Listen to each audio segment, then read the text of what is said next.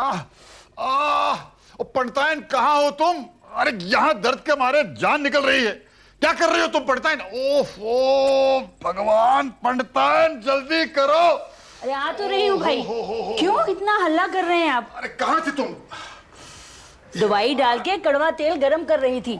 इसकी मालिश किए देती हूँ, दर्द 2 मिनट में चला जाएगा। अरे फिर एक नया नुस्खा है? इनको आजमाने के लिए बस मैं ही मिला था क्या? अरे इससे दर्द कम नहीं होगा, बढ़ जाएगा। ओ भगवान। आप भी ना हमेशा मेरे ही नुस्खों से आपको आराम मिलता है, लेकिन फिर भी आपको मेरे ऊपर भरोसा नहीं। हाँ हाँ मालूम है, बड़ी खानदानी वैद है तू तो। लाइए पैसे ना करिए। मार डाला। अरे क्या हुआ अब? अरे पंडिताइन, तुम दर्द बढ़ाने के लिए लगा रही हो, मिटाने के लिए? ओहो। देखिए, इसी गरम तेल की मालिश से आपको आराम मिलेगा। पंडिताइन बहुत गर्म है, मुझे नहीं लगाना, नहीं लगाना, मुझे नहीं लगाना। चुपचाप बैठे रहिए, हिलना नहीं। थोड़ा थोड़ा यहाँ नीचे से। शाबाश। क्या हुआ? आपने हल्ला गुल्ला करना बंद कर दिया? अरे पंडिताइन, तेरे इस नुस्खे में जादू है। अच्छा लग रहा है। शुक्र है भगवान का, आप माने तो। अरे पंडिताइन, हम तो तुझे तब से मानते आए हैं जब तेरे बाल काले थे। अरे वाह, हमारी पंडिताइन शर्मा गई। मैं देखता हूँ। हाँ हेलो दादू, रश्मि बोल रही हूँ। अरे रश्मि, आप और दादी ठीक है ना दादू? अरे बेटा, तेरी दादी तो बिल्कुल ठीक है, लेकिन मैं एक पुरानी मॉडल कार की तरह खराब हो गया था, बस तेरी दादी ने रिपेयर कर दिया। तू बता बेटी, घर में सब ठीक ठाक है ना? नहीं दादू, यहाँ कुछ भी ठीक नहीं है। क्या बात है बेटा, क्या हुआ? दादू, मैं आपको परेशान नहीं करना चाहती थी, लेकिन मेरी समझ में नहीं आ रहा था कि मैं किससे कहूँ। बेटी तू बता, आखिर हुआ क्या? दादू, भैया उस दिन वंदना के साथ डिनर पर नहीं गए, इसलिए वंदना बहुत अपसेट हो गई थी। मैंने वंदना का मूड ठीक करने के लिए और भैया को वंदना से मिलाने के लिए भैया को झूठ बोलकर उन्हें रेस्टोरेंट में बुलवा लिया, और वंदना से भी मैंने झूठ बोल दिया कि भैया ने तुझे वहां बुलाया है। दादू, मैंने तो सब अच्छे के लिए किया था, लेकिन भैया को मेरा इस तरह उन्हें वंदना से मिलाना अच्छा नहीं लगा, और वो मुझ पर नाराज हो गए। मुझे बहुत डांटा। अरे बेटी तू रो मत, वो बेवकूफ है वो बिल्कुल। मैं उसकी खबर लूंगा। बेटी तू रो मत। अरे उसकी ये हिम्मत कि तुम्हें डांटे, गलत बात है। जब भैया मुझे डांट रहे थे, उसी वक्त भास्कर अंकल वहां आ गए और उन्होंने सारी बातें सुन ली। उन्हें ये जानकर बहुत बुरा लगा कि भैया वंदना से नहीं मिलना चाहते। उन्होंने डैडी से बहुत कुछ कहा। अब डैडी भैया से बहुत नाराज है। पता नहीं भैया ऐसा क्यों कर रहे हैं। दादू, अब आप ही भैया को समझा सकते हैं। मेरी बच्ची, सब ठीक हो जाएगा, तू फिक्र मत कर। तेरा दादू है ना, बस बेटी तू प्रॉमिस कर कि तू रोएगी नहीं। नहीं रोऊंगी। ओके दादू। बाय बेटा। क्या बात है, क्या कह रही थी रश्मि? मुझे तो कुछ गड़बड़ लग रही है। पिंकू को वंदना से मिलना जुलना पसंद नहीं। पर क्यों? शायद उसके दिल में कोई और बात है। शायद वो इस रिश्ते से खुश नहीं और संकोच की वजह से इसके बारे में किसी को बता नहीं पा रहा। पर ऐसी भी क्या बात हो सकती है? ये तो पिंकू ही जानता है, लेकिन अगर वो इस रिश्ते से खुश नहीं तो प्राणनाथ इस बात को बर्दाश्त नहीं कर पाएगा और घर में एक नया महाभारत शुरू हो जाएगा।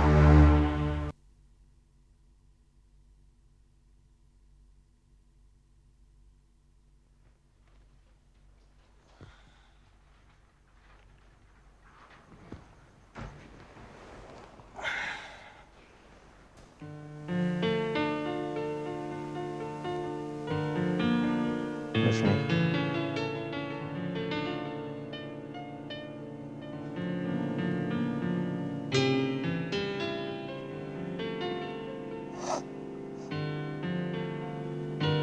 I'm sorry.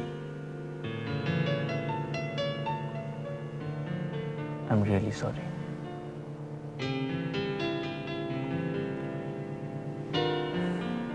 इतनी नाराज है तो अपने भैया से?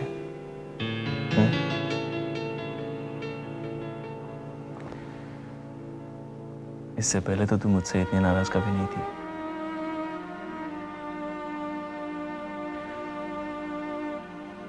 रश्मि,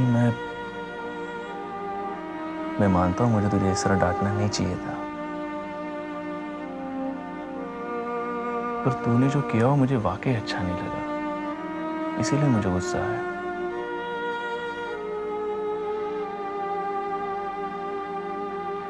ठीक है, तूने जो ठीक समझा किया, अनजाने में तुझसे गलती हो गई, मान लिया। मुझे भी तुझे इस तरह डांटना नहीं चाहिए था। क्या तू अपने भैया को माफ नहीं करेगी? I'm sorry.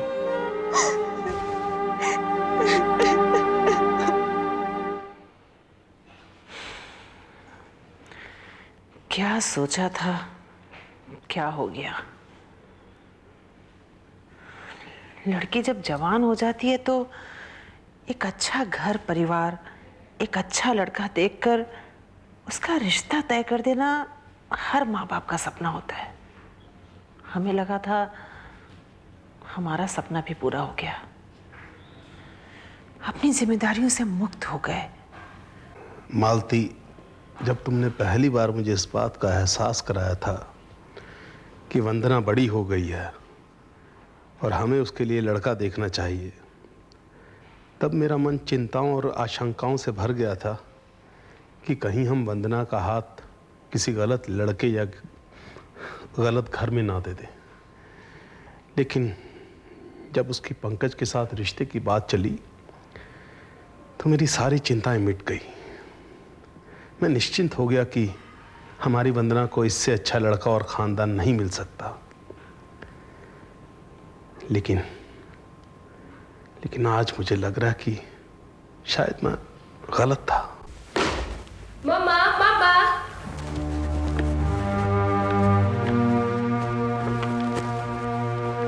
क्या कर रहे हैं आप लोग? कुछ खास नहीं। क्या बात है, आप लोग कुछ परेशान लग रहे हैं। नहीं, ऐसी कोई बात नहीं है। पक्का? हाँ बेटा, कोई बात नहीं बेटे। ठीक है। आपको मालूम है पापा, कई दिनों से हमारी चेस की बाजी ही नहीं हुई है। अरे हाँ, बहुत दिन हो गए। तो बोले कितने की शर्त लगाते हैं आज? एक काम करते हैं, आज बिना शर्त के खेलते हैं, क्योंकि आज मैं आपको हराने के मूड में नहीं हूँ। लेकिन आप हमेशा कहते हैं ना पापा कि आप मुझे खुश करने के लिए जानबूझ के हार जाते हैं। लेकिन आज मैं ऑलरेडी इतनी खुश हूँ कि आपको जिताना चाहती हूँ। मेरी मर्जी के बगैर तूने वंदना को रेस्टोरेंट में बुला लिया और उससे यह कहा कि मैंने फोन करवाया। क्यों? और इस तरह वंदना से मिलने जुलने के लिए मुझे कोई मजबूर नहीं कर सकता, ना तुम ना खुद वंदना। कल वंदना से मिलकर मुझे बिल्कुल खुशी नहीं हुई। Let's play. Okay. Bhaskar uncle ने आपकी सारी बातें सुन ली। उन्होंने पापा से भी बात की। मालूम नहीं क्या कहा होगा। पापा आपसे बहुत नाराज है भैया। वो मुझसे कब नाराज नहीं होते रश्मि। लेकिन आपको मेरा वंदना से मिलवाना इतना बुरा क्यों लगा? Why? Why did you feel so bad?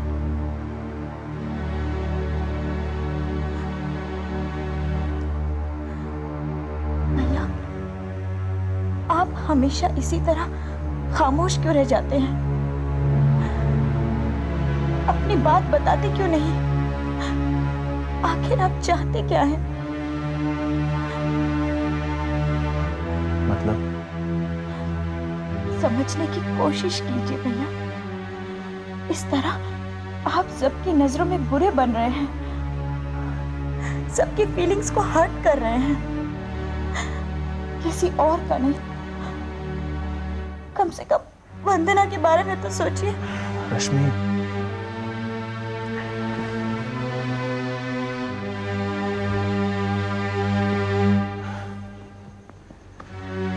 Rashmi please तू मुझे समझने की कोशिश कर। इस वक्त मेरा कंसंट्रेशन कहीं और है। शादी, सगाई, वंदना से मिलना जुलना, फोन करना, इन सब चीजों के लिए वक्त नहीं है मेरे पास। ये सारी चीजें मुझे डिस्ट्रैक्ट करती है रश्मि, और इस वक्त मैं डिस्ट्रैक्ट नहीं होना चाहता। सबसे पहले मुझे अपनी लड़ाई जीतनी है। कैसी लड़ाई भैया, और किससे?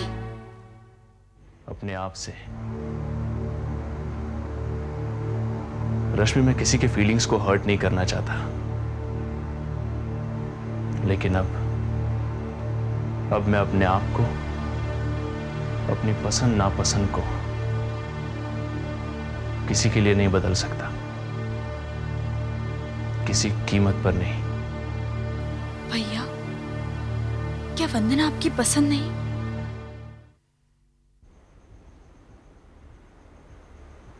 पता नहीं।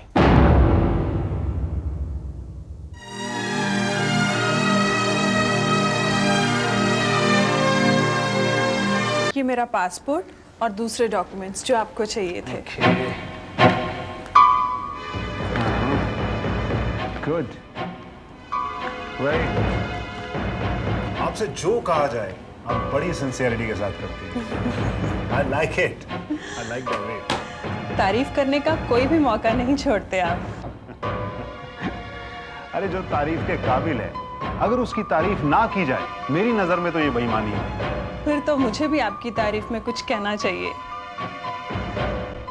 लगता है निशाना सही जगह पर लग रहा है।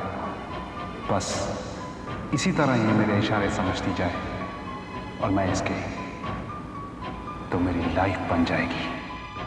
क्या सोच रहे हैं आप? नहीं, कुछ नहीं।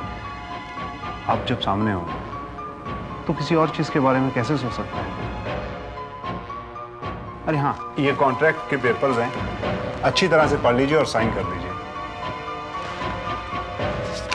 कहाँ साइन करने? अरे पहले अच्छी तरह से सारी टर्म्स एंड कंडीशंस तो पढ़ लीजिए।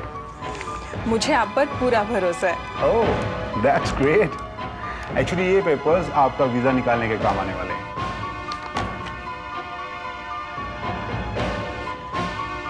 Thank you. अब जैसे ही वीजा मिल जाएगा, आपकी टिकट आपके हाथ में आ जाएगी। ओके? ओके। तो ठीक कह रहा है यार डेविड, मुझे अब ज्यादा वक्त गंवाना नहीं चाहिए। लेकिन भारती से अपने दिल की बात मेरी कहने की हिम्मत नहीं होती यार। वो जब भी मेरे सामने आती है, मुझे पता नहीं क्या हो जाता है। डरता है तू? हाँ। अपनी दिल की बात कहने से नहीं, उसका जवाब सुनने से। हाँ। भारती के दिल में तेरे लिए क्या है, अब तक तुझे इसका अंदाजा नहीं? She is a very unpredictable girl यार। तू तो जानता है उसके मन में कब क्या है, ये जानना बहुत मुश्किल है। जानना तो पड़ेगा एक ना एक दिन। अपने प्यार पे विश्वास रख, वो ना नहीं कहेगी। चल फोन उठा और इसी वक्त उससे बात कर और उससे कह तू कल उससे मिलना चाहता है, अकेले में, ऑफिस से बाहर। चल फोन उठा। मैं करूंगा यार, तेरे जाने के बाद पक्का करूंगा। I don't trust you. तू इसी वक्त उसे फोन कर, वरना मैं उसे फोन करके बोल दूंगा कि तू उसे बहुत चाहता है। नहीं नहीं यार, ऐसा मत करना प्लीज। चल फिर फोन उठा, डायल कर अभी उसको।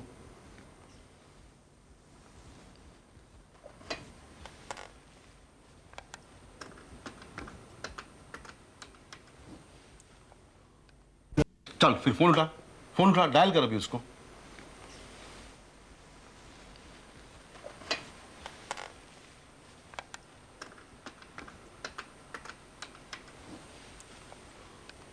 हेलो।